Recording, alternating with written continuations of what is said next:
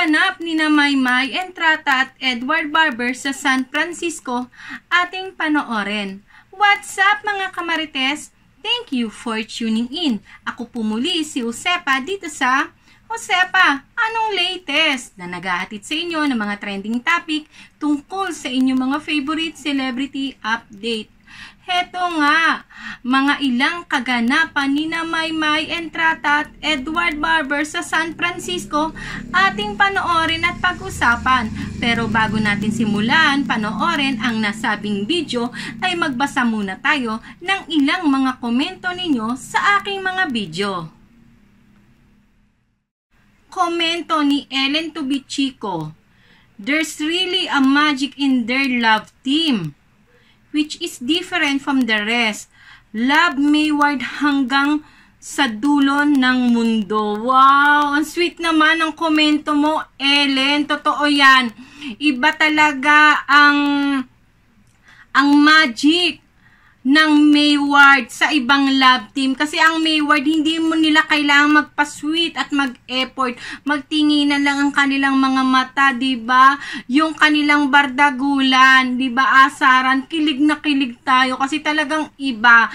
Kumbaga sa exotic, kakaiba talaga at talagang nakakakilig sila kahit hindi nila intensyon na pakiligin tayo, 'di ba? Kaya naman sa tuwing nag-iiwasan itong si Maymay Entrata at Edward Barber, sobra tayong naapektuhan dahil sobra-sobra din ang pag-love natin sa dalawang batang ito, 'di ba?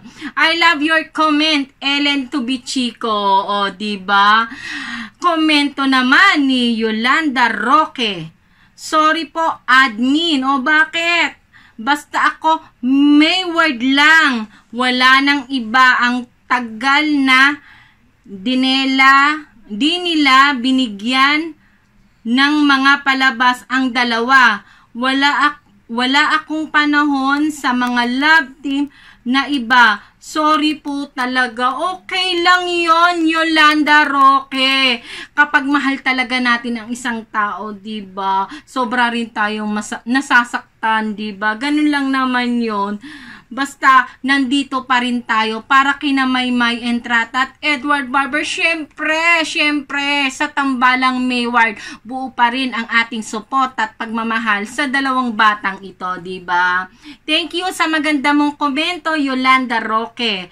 O eto, sabi naman ni Irene Laranjo, "Maymay, ang galing, Mayward." Oh, totoo naman yan, Irene. Sang-ayon ako sa'yo dyan. Talaga namang napakagaling ni Maymay Entrata sa entablado, diba?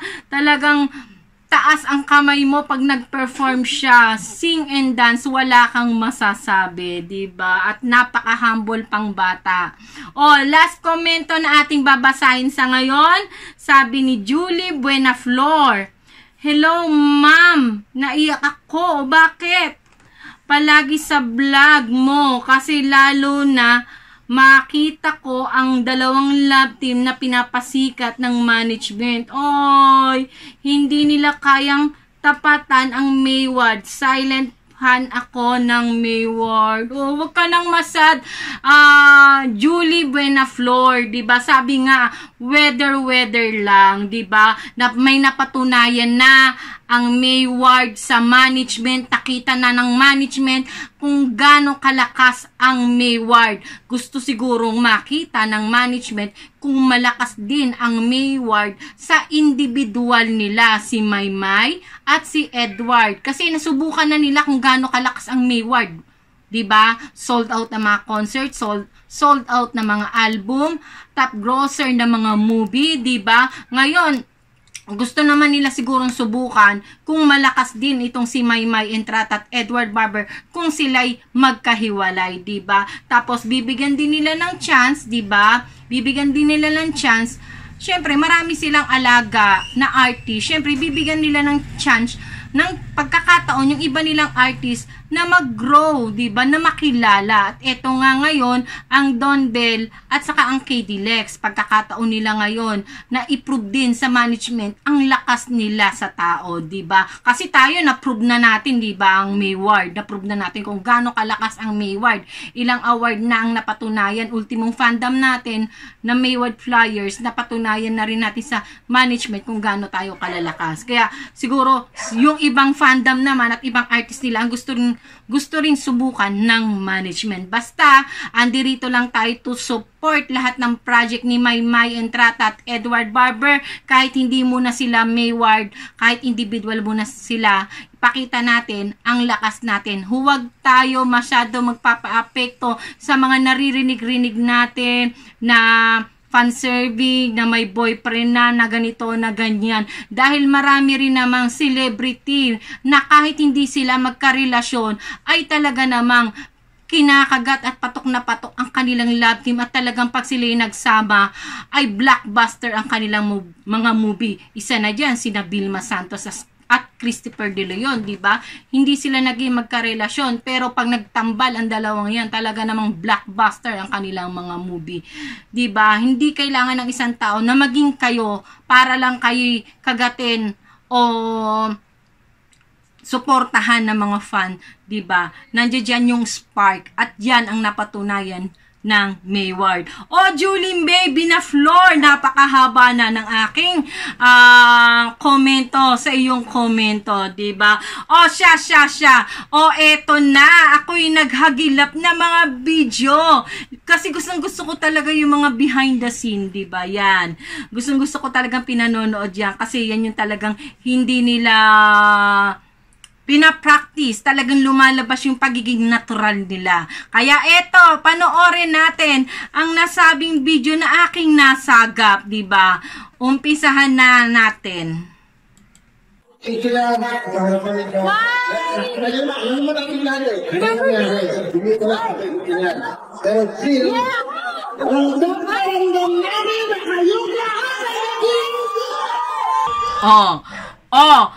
Mga ka-Mayward, nakita nyo, di ba? Magkatabi si Maymay Entrata at Edward Barber. Huwag kayo! Ayan, magkatabi silang dalawa dito ni Maymay. Ayan, ulitin natin ng very, very light.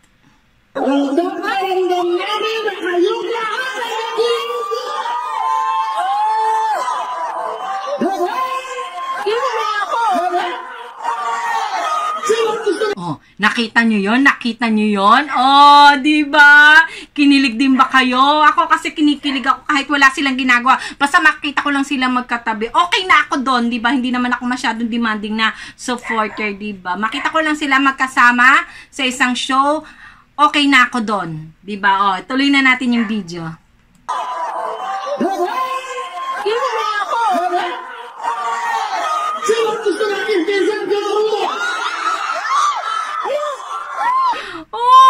Sweet naman ni Maymay. Nakita niyo yung ginawa niya.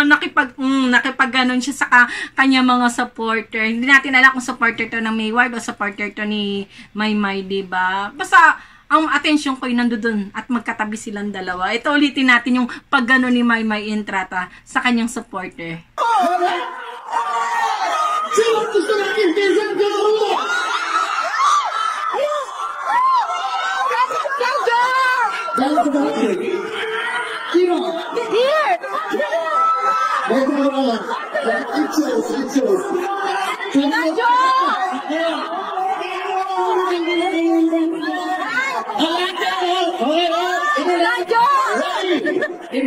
Nakita niyo yung ginawa ni Edward, diba? Sweet naman doon ni Edward. Kinuha niya yung Sintra. Hindi ko lang alam kung kaninong Sintra yung kinuha ni Edward Barber, kung sa KD Lex o sa Don Bell. Ano sa tingin ninyo? Paki-comment na lang dyan sa baba kasi hindi ko nakita. Basta ang alam ko, may kinuha si Edward Barber na Sintra ng babae at lalaki. Hindi ko lang alam kung KD Lex ito o Don Bell. Pagkakuha niya sa fans na mga yon, ibinigay niya. Diba? Ibinigay niya yung Sintra. Hindi ko alam kung sa KD Lex o sa Don Bell niya binigay yung Sintra. Pero yung Dexter na ganyan, 'di ba? Napaka-sweet naman ni Edward Barber kahit hindi niya supporter, 'di ba? Kahit supporter ng ibang artist, 'di ba? Talaga namang tinutulungan niya yung mga fans para ma-reach out nila yung kanilang mga idol. How sweet naman, Edward, 'di ba?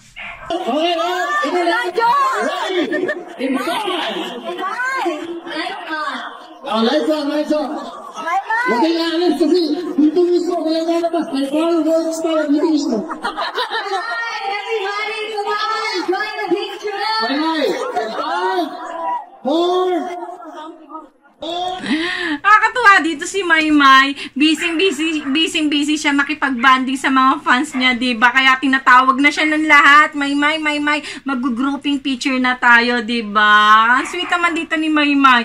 I-rewind natin ng konti. I-forward natin ng konti. Step one.